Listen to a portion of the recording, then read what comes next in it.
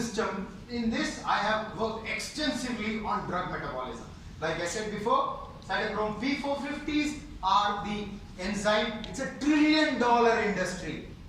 Every drug that goes to the patient has to go through a 15-year cycle, where in which there is phase 1, phase 2, phase 3, multiple phase trials, and then lead drugs are optimized, all that. So now the question that one would ask is, now for example, these are the diverse substrates. For example, non-steroidal anti-inflammatory drugs like ibuprofen and then diclofenac, then you know, the Viagra drug or the trabectedin antiviral drug. All these are the substrates of one simple cytochrome P450. You see the topography and the structural moieties, how diverse they are. How can you explain the substrate diversity? And there is also, suppose you are eating more of carbs, your system will find out that carbs are coming, so let's have more carbohydrates. These enzymes are not inducible. There are some constitutive, suppose you take this drug more, it does not mean that CYP2C1 will be produced more. So their production is independent of inducibility. And how can you explain the substrate diversity? How can you explain the evolutionary mandate of these enzymes? Plant alkaloids, all that are metabolites. So if you see the substrate, if you see the protein, these are the common CYP proteins, they are diverse topographies. Okay? And the classical theory, and now the active site channel also is guarded by different kinds of amino acids. So we really do not have an induced fit or an active site mechanism possible here. Fisher's lock and key, for example. Excuse me, sorry. Here you have the classical mechanism. Cytochrome P450 is supposed to work with a flavin reductase. Does anybody know this system?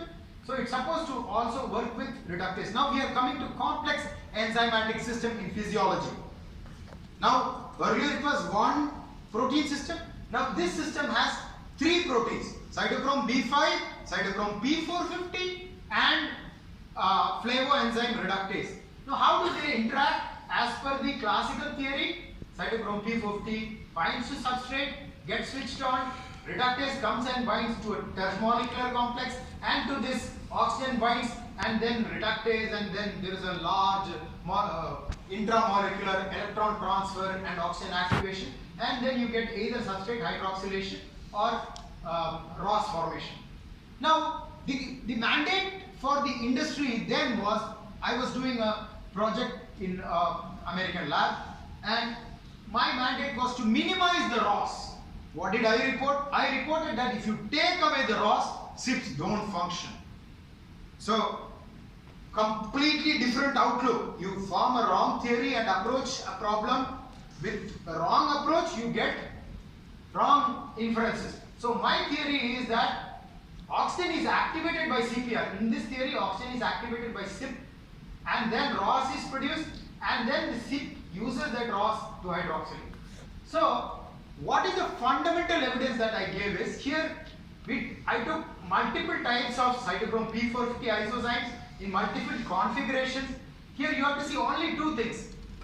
This filled points is no substrate. The non-filled points is with substrate. This theory requires that substrate is present for ROS formation. In majority of the systems, I see that the ROS production is higher when there is no substrate. With that itself, we can throw out the classical mechanism. Did you understand what I just said? So here it is a very simple demonstration, experimental demonstration, why the Murburn theory explains. And then the active site configuration. Here, if you study the CYP active site, CYP3A4 is that liver protein which metabolizes almost 90–80% of all the drugs you consume. So that, if you see the active site heme center, then the active site configuration looks something like this. So what am I saying? A xenobiotic can come, a drug can come and bind here, here, here, and as the ROS escapes from these channels, it can get attacked. So this large molecule, when you do in silico docking, it binds here, and as you see, diverse drugs are binding, and then you see as the ROS emanates, it can hydroxylate. So what is the evidence? Promiscuity. How can one reductase serve as electron donor to diverse CYPs or diverse configurations? There is no way that protein-protein complexation can occur efficiently here. You see, the thiolate is very clearly accessible in all these proteins. So ROS superoxide can easily go this way and reduce the ion center. That's a very simple thing people overlook. Now,